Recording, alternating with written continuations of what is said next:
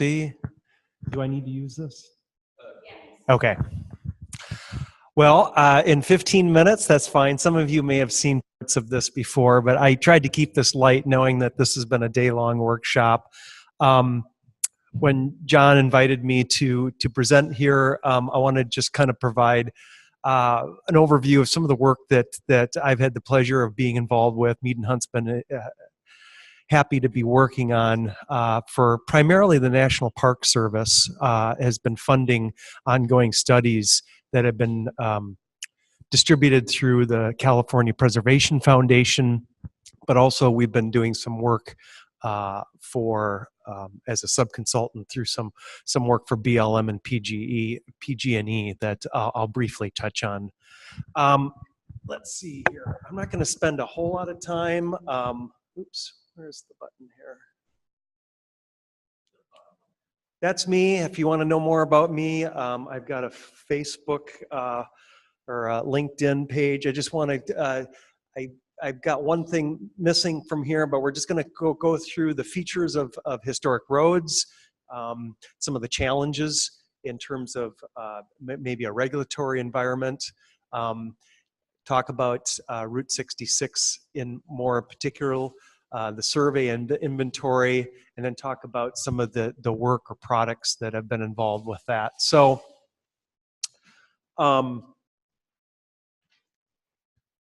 I've been working now for probably the past 8 or 9 years on various different states on historic roads, ranging from Alaska to Colorado to North Dakota, Idaho, Nevada, California. So I think this idea of historic roads and what makes them historic or not historic has been evolving and been refining over the last, particularly the last probably 5 to 6 years.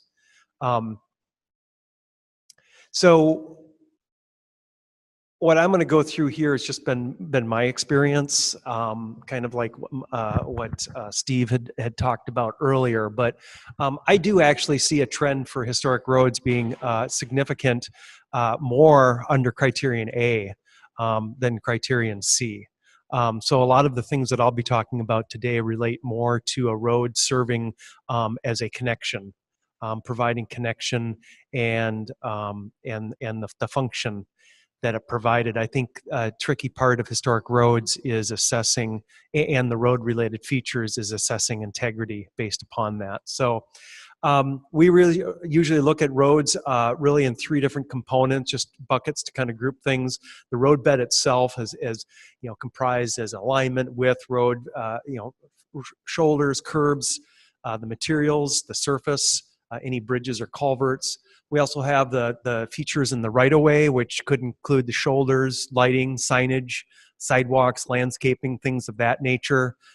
This is a historic kind of profile view of a kind of a 1920s, circa 1920s, 30s road. This is for the Nevada State Highway Department.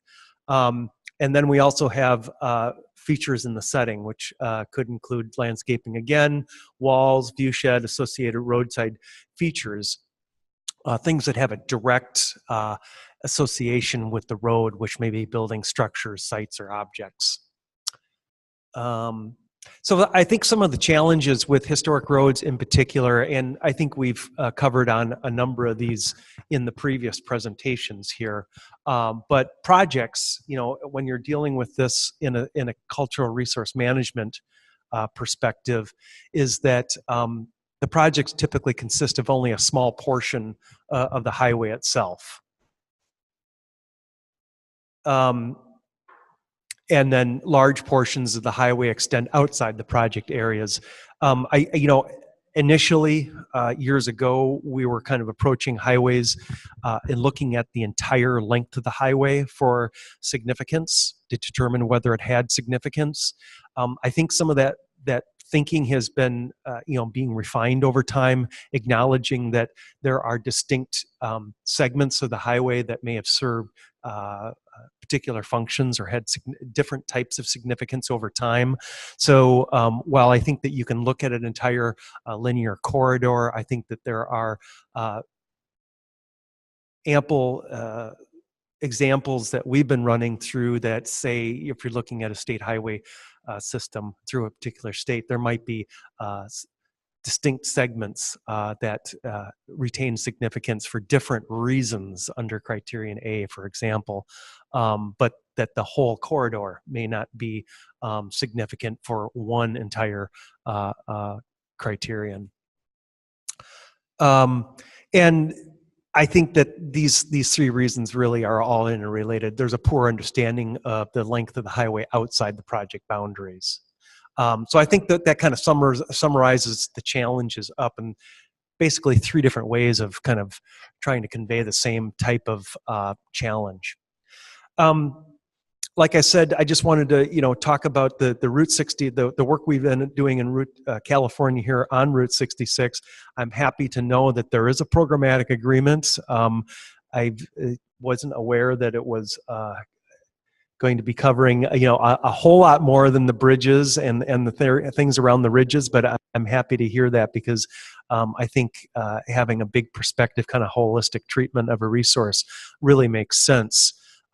Instead of kind of a piecemeal over time. So as background, for those of you who don't know, Route 66 is part of a transcontinental highway that started in Chicago and ended up on the Pacific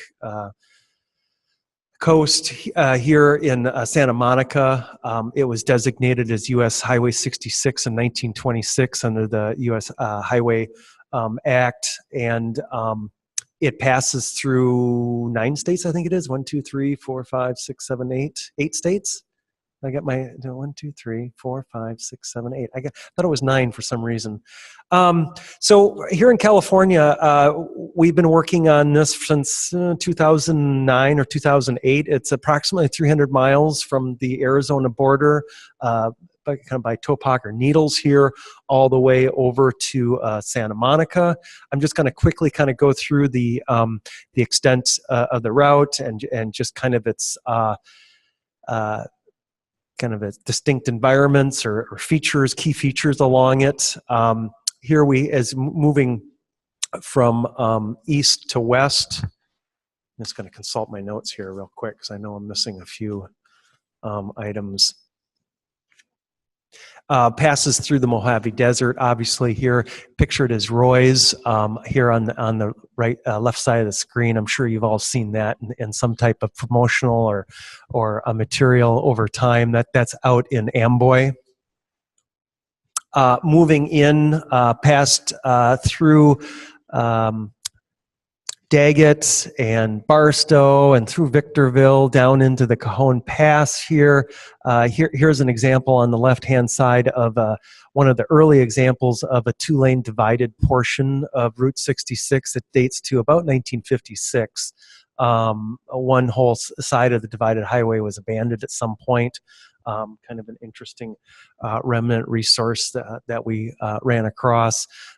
Here's a motor tourist motel court in San Bernardino. As we move further west, we move into the kind of the Inland Empire, the Los Angeles basin here. Here's an example of a motel complex on Foothill Boulevard in Pasadena along and then moving further in, we get into a little bit more of an urban environment here, obviously, where we're finding things such as commercial signage and things of that nature.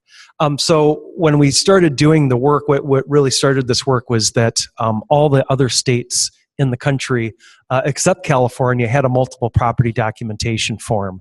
For those of you unfamiliar with it, it's kind of a context and a framework document that allows you to complete National Register nominations in a much more efficient manner. Really provides the big level context and registration requirements. So that's what really initiated most of the work here. And so this initial effort was just to kind of go through the route and figure out what the resource types were. We also have in California here two very distinct environments where we're dealing with a very desert, rural, fairly open and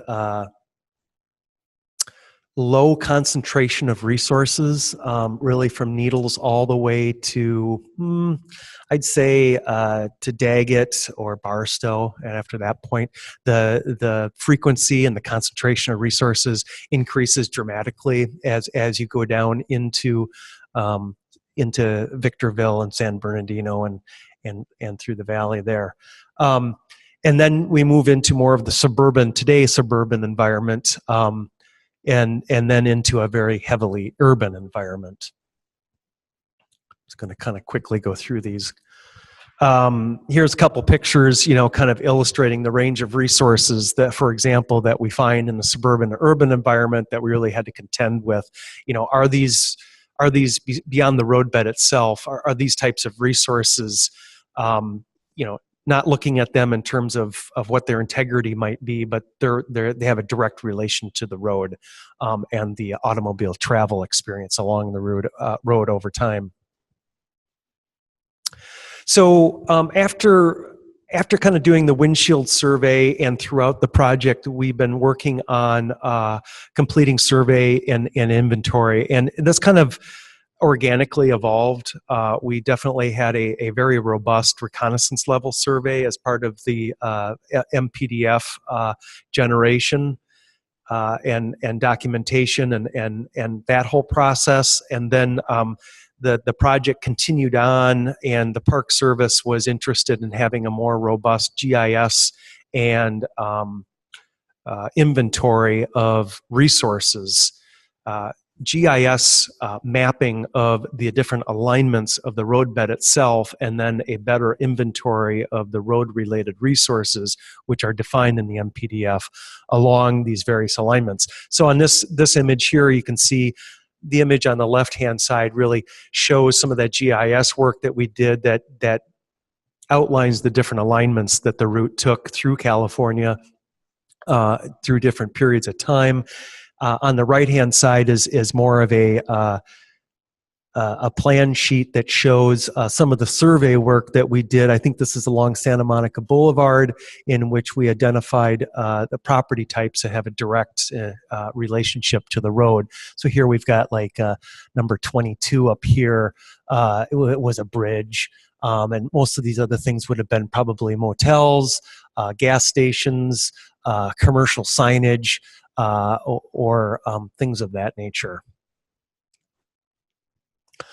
The first phase of the project, we did some pilot survey testing, and that really informed the property types analysis, and it also allowed us to provide as much of a discussion of integrity requirements as you can really get at in an MPDF, so that it's very flexible for different areas of the state and different property types. And then we moved later on into a more, I wouldn't call it an intensive survey, but I would call it a somewhere between reconnaissance and intensive. Intensive in the manner that we've actually surveyed through from Needles all the way to the boundary of Pasadena, all the road-related resources along all the different alignments of the road. I brought a copy of the report. I think that there is somewhere in the neighborhood, I may be getting my numbers mixed up, but just under 500 resources that we documented. Oops, wrong button here. So the multiple property documentation form, I'm assuming that we're all kind of familiar with CRM practitioners or familiar with preservation. So I'm not going to spend a whole lot of time with the MPDF, but that was the first component of the project. And I think that that's what really needed to take place, so that we understood what the historic contexts were for California, what the property types were, and I think it was a really good educational exercise as well, to understand how this fit into the national context, because there's also a national MPDF for Route 66 that was being developed. I think it was released about a year after ours. Very similar in terms of integrity requirements and the types of historic contexts that were identified. These were the four main historic contexts that were identified in the MPDF. And I'll apologize to people on the phone if you're expecting this to end at 4. If you can bear with me for probably another 15 or 20 minutes. Hopefully. Okay, I can dazzle you with some eye candy. The development of the highway itself, which would be under transportation or engineering, things in parentheses here are the National Register areas of significance. The first phrase would be the state level context themes that were developed. We got also the migratory route that the road served, and that was really social history, auto and tourism businesses that developed along it, related to commerce, and then travel destinations, which is really a recreation or entertainment recreation area. Pictured there is Aztec Hotel. And then we also identified the registration requirements. So I'm just going to kind of quickly go through and kind of mix and match some of these historic context to some of the associated property types, and just show you some examples here. Here we have obviously the highway itself and road-related structures, which would relate to that transportation theme under criterion A, and engineering mostly under criterion C. Then we also, so here's an example. So obviously the main resource type here for Route 66 is the roadbed. But the roadbed, looked very different in different parts of the state as it was built and as it evolved over time. The period of significance, although the MPDF doesn't really have a period of significance, you'd be establishing that on a property by property basis. But the period, the historic period that the MPDF covered was 1926, when it was designated a U.S. highway, and went through 1974 when the last section of U.S. 66 was decommissioned in California. So we have a really broad historic period here that the road developed within.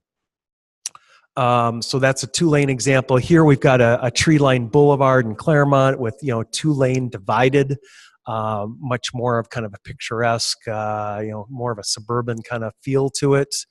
Might be more indicative of maybe the 40s or 50s. And then we also have bridges. Here we've got a grade separation bridge in Needles. I believe this one dates to 1928.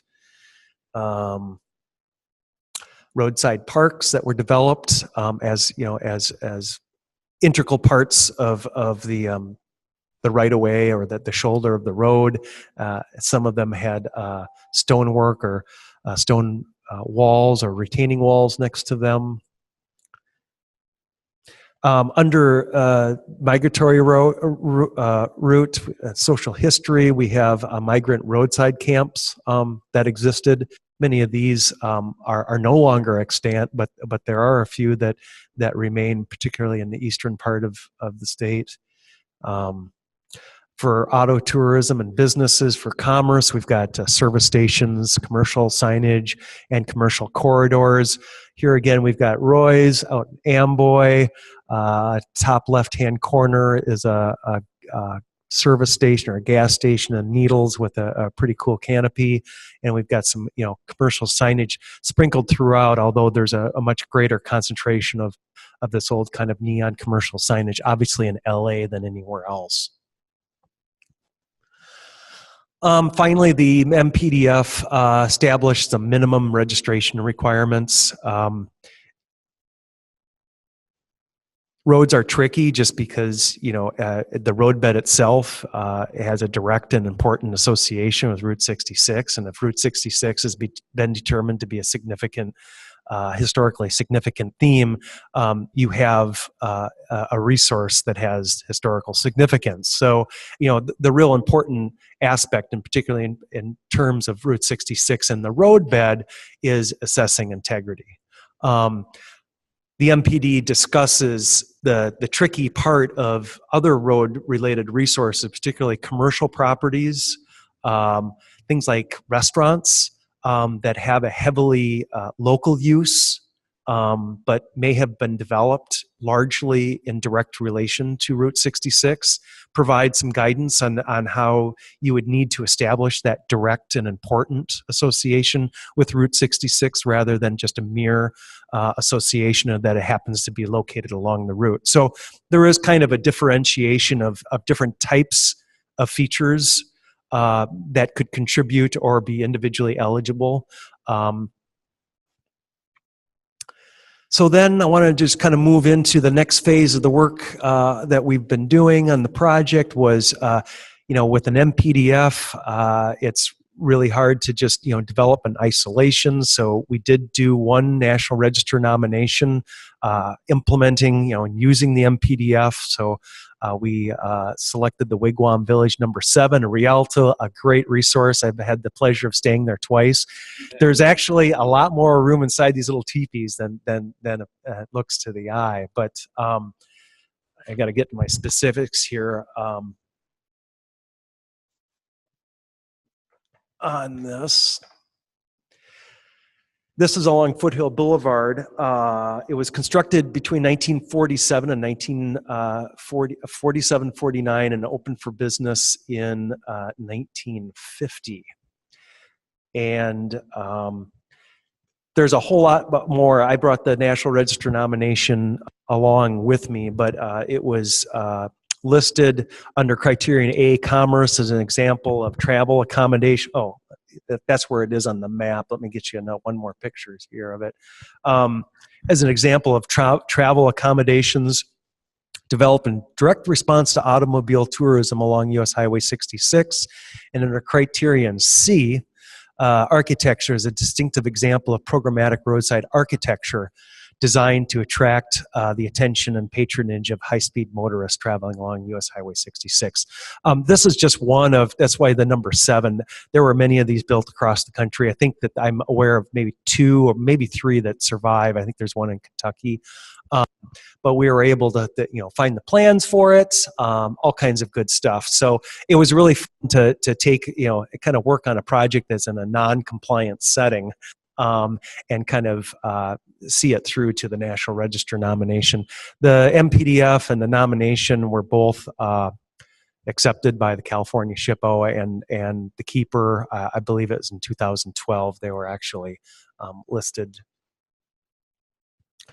The next thing I want to talk about was a rehabilitation, and this is not related to the work that we've been doing for the Park Service, but it really has to do with some of the work that is going on, primarily driven by PG&E out by Needles for some projects that are going on out there, which has led to, we're working on right now developing a rehabilitation plan for the welcome sign,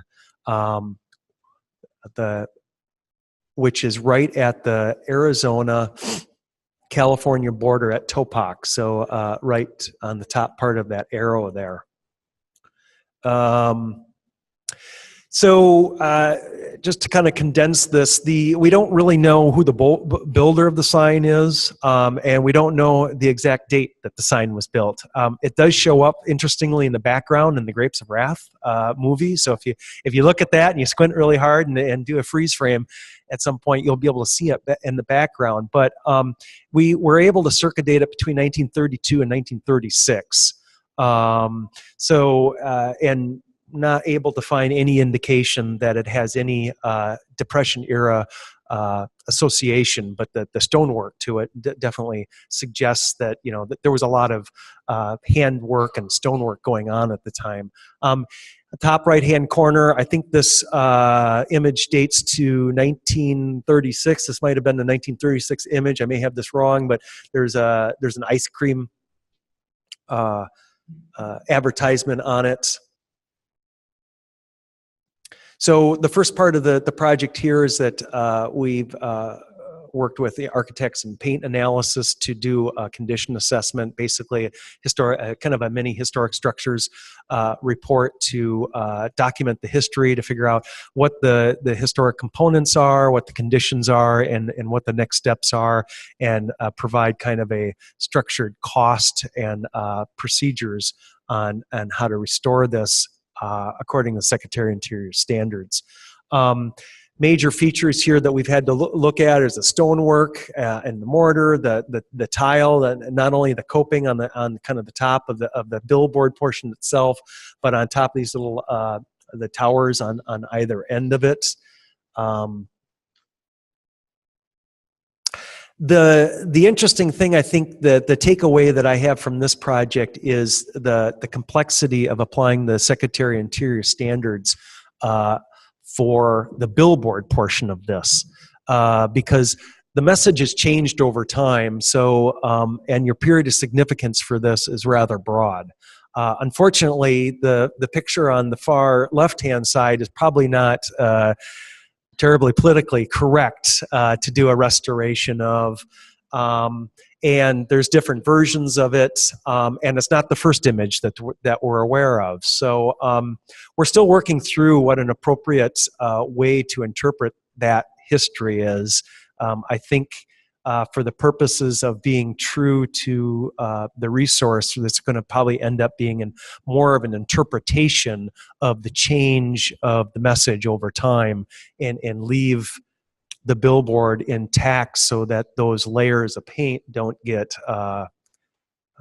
destroyed or disrupted over time, and we're not trying to recreate some type of message on there that is not historically accurate. So I think that's the direction we're moving into.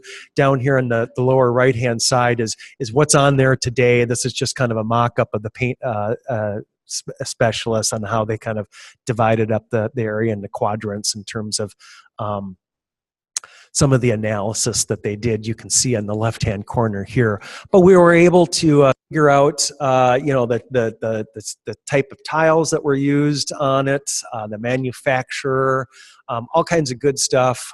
So we're moving forward probably within the next 6 to 12 months into developing a way to not only rehabilitate the sign for current use, but do some mitigation interpretation of the billboard portion of it, help tell the story.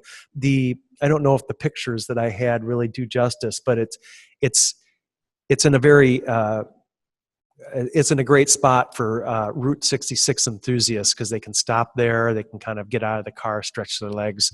So some type of interpretive panel work will be very appropriate at the site. The last work that we're doing is doing some hair documentation of certain components of Route 66. There's about a 1.5 mile segment that has been involved in various aspects of work that PG&E has been doing out of there. It's on BLM and Fish and Wildlife land, but there's various aspects of the project that are affecting different alignments. It's a very interesting portion of Route 66 to look at. You know, most of the work we've done has been kind of at the macro scale. This is like 1.5 miles, 2 miles of a very micro scale, where we have, I think, 4 or 5 different alignments over time that are illustrated there. And not only that, but we have this area of Route 66 that started off as a railroad corridor. And then as different bridges were built across the Colorado River, the route of Route 66 changed, and it was actually realigned on a former railroad corridor. But nonetheless, we do have these earlier alignments. This one here on the right dates to around 1913, so that's before Route 66 was actually designated. So at this point, it would have been the National Old Trails Highway, and extended into, I think, about 1937 after it had been designated Route 66. Obviously, it would have looked much different probably there. It would have had a little different of a character, but I just, you know, being out there, when we took these pictures, it was about 114 degrees out there, but I can't imagine driving through this environment.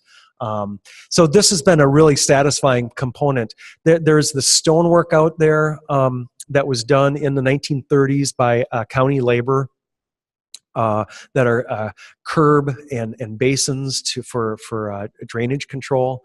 That's one of the major character defining features, I guess, of these different segments of the road. So that was really neat and interesting to document. There's a kind of a flume structure here, a wooden structure that's kind of a remnant that helped with drainage control as well. And then we have these little rectangular right-of-way markers, county right-of-way markers that are interspersed along the route that still survive, and those date to the 1920s as well. There's some guardrail here that dates to, I believe, the 1930s, that has some early kind of glue lamb type components to it. You can see that here on the picture on the right-hand side.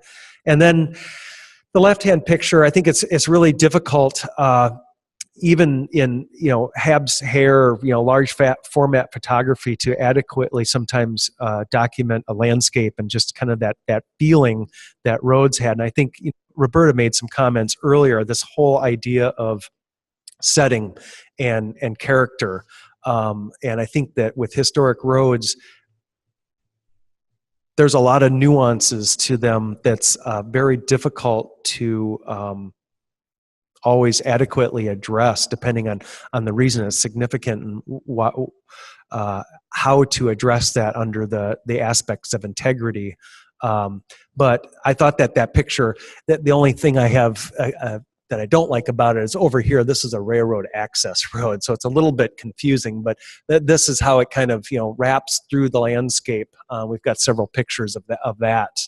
But I just wanted to kind of end the day, hopefully a little bit lighter of a note, and let everyone give an update on the efforts that at least we've been involved with Route 66. Happy to answer any questions you might have.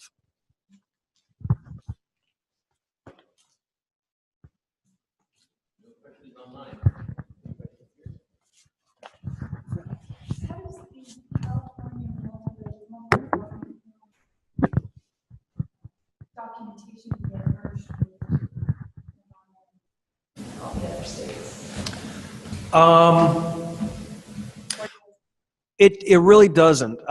So I guess if you were doing a National Register nomination, you would look to each state and to look at their MPDF that they completed. That being said, some of the states' MPDFs are quite dated now. I think can't remember if it's Kansas or one of the states. It's like 5 pages long, and it's pretty brief, and it represents the thinking of the day, and I think it's changed a lot. So I think that the national MPDF, if people were looking to nominate a property and list a property, the national MPDF is very much in line with what we developed, and that was developed by the Park Service. Very much in line with the California MPDF. Arizona MPDF is also a very good one. I think has a good thought process, and especially the property types, integrity thresholds. But yeah, if you were in each state, you would have to look at that. If you presumably, if you had if you were nominating a property that passed through multiple states or included the entire, there's efforts right now to designate it as a national historic trail, I think it is.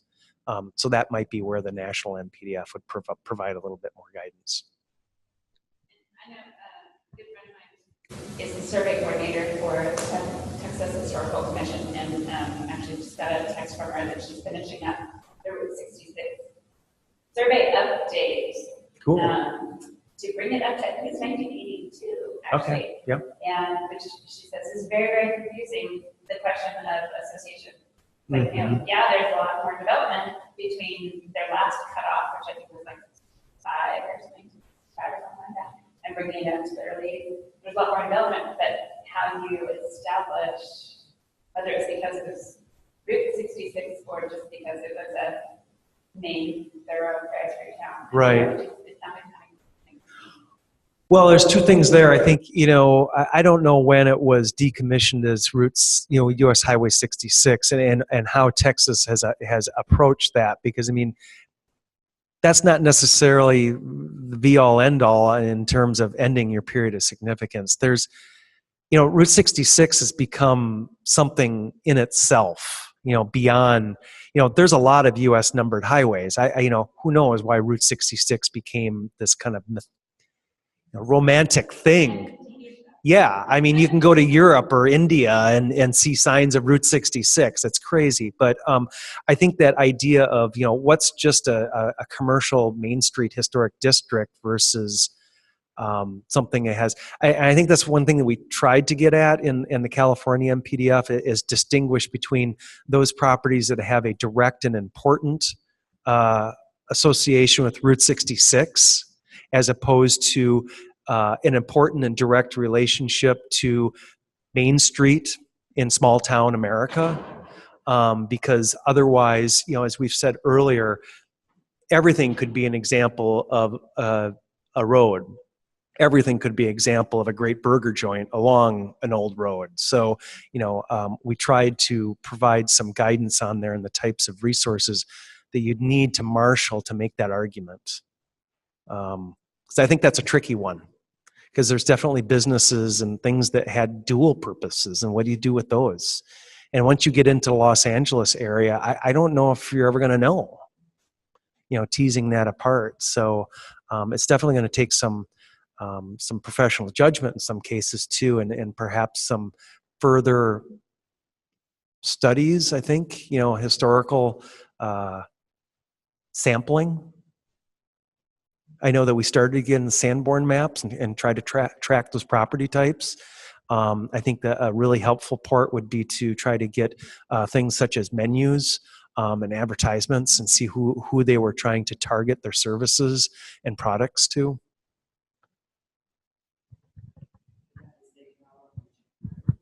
Right. Right. Yeah. Yeah. And a lot of the resources along it now have been kind of, don't mind this, mean to sound bad to Disney, because I think they're the Cars people, but I mean Disneyfied, because there's this romanticism of Route 66. So it's becoming increasingly difficult to distinguish what actually has an association, what doesn't too, because it's been long enough now that there's been businesses that have been catering to that romanticism long enough, which I think is interesting in its own right, because once we reach that 50-year mark, what do you do with those properties? The other thing, I just as a quick, if I've got just 2 minutes here, I think the biggest challenge I see is in talking about linear resources is understanding what constitutes a historic district, I think, in relation to a linear resource in a road. We've been doing some work recently in Nevada that I'm really excited to hope to maybe write a paper or something about. But I really like this landscape approach. I think that it has some limitations as it relates to roads, but I think it's a good intellectual approach and a methodological approach to looking at roads without overcomplicating it. Because I think the really tricky thing about roads is that whole idea of setting as it relates to the features that don't have a direct association with transportation, but if they're gone, you still don't have. So they may not be character defining features. They may not have a direct association to the areas of significance that you are arguing that the district possesses, but they're essential to be there in order to read that historic environment. So I definitely think that there has to be a more sophisticated toolbox and approach into assessing commercial transportation corridors, because I think that there's a lot of commercial transportation corridors, particularly urban ones, that are either being overlooked or being determined not eligible because they have big gaps in them. unfortunately, I think that's the way they always have been and developed. So hopefully maybe next year I can come back and talk about, some examples of maybe some different approaches on evaluating those.